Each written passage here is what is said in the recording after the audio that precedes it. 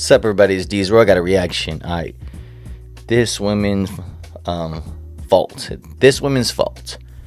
Have women are empowering the LGBTQ community. Oh, that's a good one. Let's see what they're gonna say then. Has to be very interesting for it. So let's go straight into it. All right. Did you show love at this? You know, especially when they have the parades and everything, and all that stuff. Man, it's going crazy. Some movies and shows and all that kind of stuff. Man, you know, they made a freaking they made little kids shows that have characters that are too. It's crazy, man. But all right, Miss Universe judge says transgender contestant led to bankruptcy. Emily Austin attributed to pageant bankruptcy to outrage over transgender contestants, stating, "I think the outrage about a trans woman coming to Miss Universe and preaching, bring the power back to women, couldn't be more of an oxymoron." She expressed her belief that allowing transgender women to participate was both socially and morally wrong, adding people are starting to catch onto that. Austin highlighted the financial issues faced by the company under the ownership of Thai media mogul and trans woman and can't pronounce the last name, who purchased the rights to Miss Universe, Miss USA, and Miss Teen in 2022 for $20 million. She mentioned the company's failure to fulfill a $12 million loan debt. Anyways, we know the story here. Give us a little bit of background. Is that the time out right there? I think it was right there in Thailand or something. Yeah, I think they showed it right there. Let's go back one more. Right there. Yeah, right there. That's when that Thailand didn't and trans right there, didn't they win? Oh man. Well, hey, in Thailand, isn't that true? They have a lot of like transgenders over there anyways. That's like one of the highest over there in that country. Yeah. Man, all right, let's go. For $20 million. She mentioned the company's failure to fulfill a $12 million loan debt. Anyways, we know the story here. Give us a little bit of background with the story there and why you think this brand called Miss Universe, 72-year-old brand, is getting destroyed by this person here. I mean, growing up, I loved Miss Universe. Yeah. For God's sake, when I was not even 18, I ran for Miss New York. I thought it was the coolest thing ever because Miss Universe should be an example of what a woman should be to the world, like the prime example of a woman. And when I say woman, I mean a biological one. And everyone's been calling me transphobic and every nasty word you can possibly be called. But it's quite simple, my theory. And if you actually listen with your ears, you'll likely agree. I don't care what you identify as. You want to identify as a cat? So be it. I think you're a weirdo, but it's not my problem. Yeah, but now you're crossing a boundary where you are threatening women's empowerment, which is what Miss Universe is preaching. And you are saying this person who grew up a man, never knew what a period cramp felt like, never knew what, like all the awkward puberty things and awkward things that women have to deal with, okay? You don't know what that feels like, the same way I don't know what it's like to be like a man truly, biologically. But the fact that you want to identify now, halfway through your life or whatever point, and say, I deserve this more than a biological woman, now you're berating women, and that's not fair. Same thing in sports. In 2012, a video surfaced of Serena Williams saying, if I played XYZ, she was speaking about a male athlete, he would destroy me in 5 minutes, and he wasn't even the greatest. She's the greatest. He was a top 10 guy. But yeah, you're right. But actually, when they have like that doubles or whatever you call that, when you have 2 against 2, remember if they had her because, the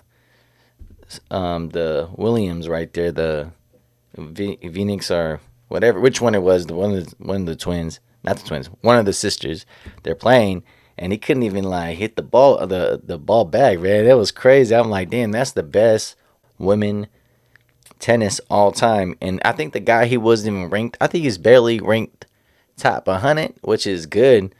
But it's like, damn, couldn't even hit the ball back, man. Like, that's a fact. So she's number one, without a doubt. Sense. Biologically, I'm sorry, we are not the same. And you can identify as whatever you want. It's not like in that kind of like physical way, man. It's the same because it's not. And that's what I keep saying to Miss Universe. It's not the same. The year I was a judge, there were no trans contestants. I would not have been okay with that. That was 2022. 2023, there was... Yeah, just like this. I mean, okay, I know I'm stopping. You guys like, you stop too much. But there's another one, too. I remember that. I think it's under 2 years ago. It was a guy, he was like almost 50, like 45, 50 years old, and he changed and, transgender from a guy to a girl.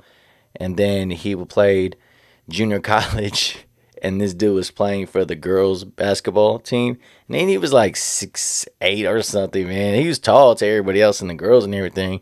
But the girl's like, yeah. I'm like, dude, that's not cool. Why y'all cool with that? That's crazy. You just made the team because you tall. You probably garbage though, for real.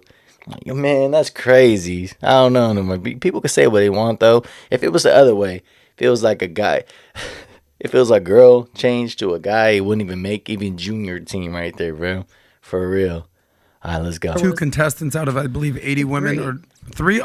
Maybe they snuck one in at the end. But Emily, here's my question though: how is this small minority group just so protected and so they basically just do whatever they want? If you criticize them at all, you can't say anything against them. Not even you can't even be funny. You can't even crack jokes. Everybody turns on you and you get canceled. For I mean, real, I think people that's our sensitive fault, now. not like us in this room. Yeah. But it's our fault because we're allowing it. Everyone's like, you're never gonna make it because you're. Everyone calls me Miss Conservative. Nobody even knows my political values, which is funny. You're against trans. You're against gays. No, first of all, I make jokes about everyone. I make Jew jokes. I'll make like Hell yeah. every joke to every community. It makes 'cause it's a it joke, interesting. So relax. But the second we start censoring ourselves because of the response, you're enabling them to cancel you. Be uncancelable and you won't get canceled. I know it's probably easier said than done, but why are we silencing ourselves? Like, look at Chris D'Elia, comedian, right? Yeah. He was canceled so many times, but he's killing it on Netflix, on world tours. Like, he didn't let himself get canceled. Dave Portnoy, every week someone's trying to cancel him. Doesn't let it happen. So why are we the ones censoring our own free speech in the best country in the world when we have it? Just don't. It's really that simple. A lot of people are wearing being canceled as a badge of honor these days. It's like, once, twice you tried. But you said that it's all our fault It for is. sort of being complicit in this. I would argue that it's women's fault. Hear Why me is that? out. I don't know a lot of men, at least in those circles that I'm in, and it's Oh, hey, my bad, I'm stopping again. But look, for his point though, I think he's trying to say just before we started, I think that his point is women should have been saying that trend stuff happened. All of them, they should have started say something. The first time they're like, oh, it's okay, it's cool about it. Then after, when they can't win, for some stuff that way, because the physical sports and other things like that and everything, and oh my goodness, now they're like, oh man, I don't know. They should have just say something the first when it started right there. What, the last 3 years, something like that. I should have been say something right there, man. So hey, now look, it's kind of it's too hot in that now. It's too far, way too long with it now, way too long. It's hard to cut it now. Shoot. not like I'm in the left, I'm in the right, I'm everywhere. I don't know a lot of men that are like, yeah, men can totally compete in this. I know a lot of women that don't speak out about this, and they'll do, because I've interviewed countless That's what I'm amounts of saying. women on this on my other show, and the women, at least off camera, would agree. Yeah, I don't really like this, but on camera, They won't they're like, say- yeah, I don't really want to talk about it. Exactly. So I think it's incumbent on women, That's like what true. you're doing, to stand That's up and what say, I'm no, saying. I don't want you in my pageant, right? Because when men say it, we'll sound misogynistic or chauvinist, Toxic. or toxic. But they're taking over your contest. They're taking over your sports. Well, so I I'll think tell it's you what the important that difference women is. speak out more. I agree with you 100%. And when it comes to Miss Universe, people were challenging me hard on it because they were saying this is a pageant about looks. Now, I thought so as well until I became a judge. Once I became a judge, I really tried to listen to the interviews and be like, who has a story that's so inspiring that I want the world to hear? And that's where I realized, okay, this is not about looks. Because let's be real, the woman who wins is not the prettiest woman every year at all. Okay, if it was the prettiest woman, it would have been Miss Columbia in my year. She was by far the most beautiful I've seen. Every year, by the way. Every year, Miss Columbia is so hot. Gorgeous. And with that being said, with sports and Miss Universe, I even think they're incomparable. It's the same issue. It's a common denominator. But sports is just biologically, you're going to be humiliated if you play a transgender woman, aka a biological man. Miss Universe, like Varney argued on Fox, no, it's about looks. No, it's not. It's never been about looks. It's always the interview. So, you need a true feminism story, not like Well, let's someone be who clear. identifies Here. as Looks is if it's not number one, it's number 2, 3, 4, 5, 6, 7, 8. Is that Yeah. the winner, by the way? Is No, that who the won? winner was actually That a girl was Miss from Columbia. No, that was wasn't the winner. 2022. In 2023 was actually a girl from Nicaragua. She's pretty- shocker, Adam Page- shocker alert, friend of a friend, Shanice, Yeah. from Nicaragua. Classy, sexy, smart. She crushed it. And you know what? Nobody's saying. We mentioned on the show. It's why don't the trans community Rob, start Vinny's loud. Go Yeah, ahead. start your own. Oh, I'm always loud. He was pretty loud inside in my headphone right there, man. It kind of hurt for a second when he said it. I was thinking too, right when it started, I'm like, damn, it's starting to hurt in a second.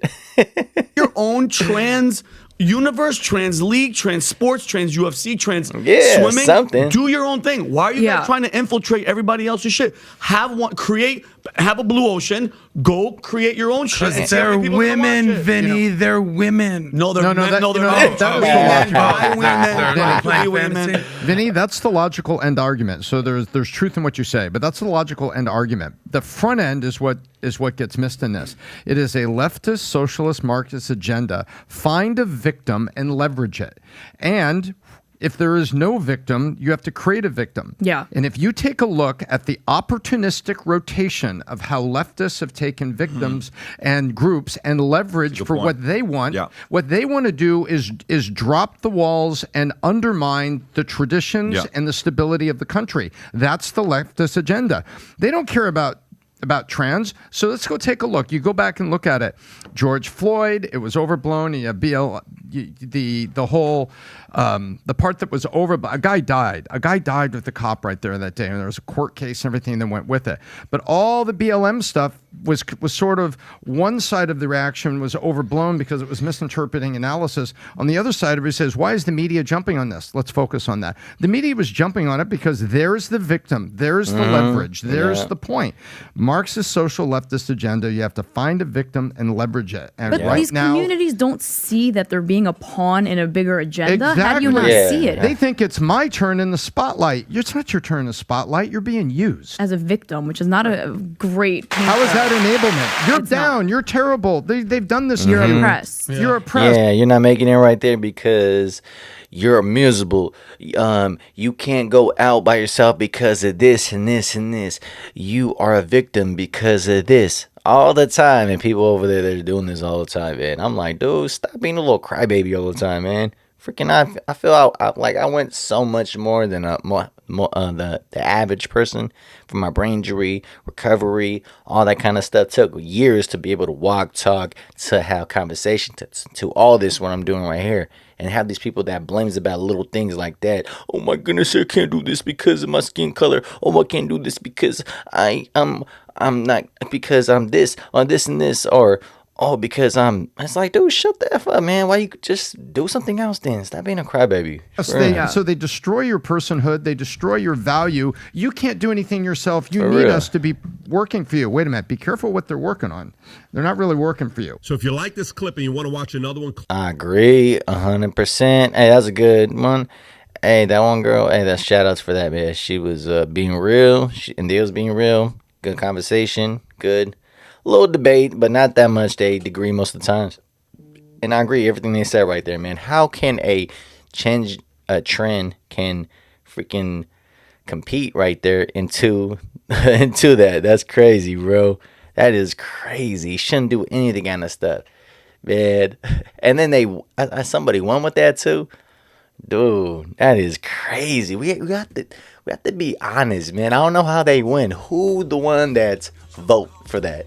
Do they vote because they're beautiful or because they feel sorry for them? I think in a way because they feel sorry for them and they don't want to see like, oh, my bad person because I didn't give him a thumbs up or something. Like, bro, you are freaking soft though. You gotta be honest to yourself. Be like, hell nah.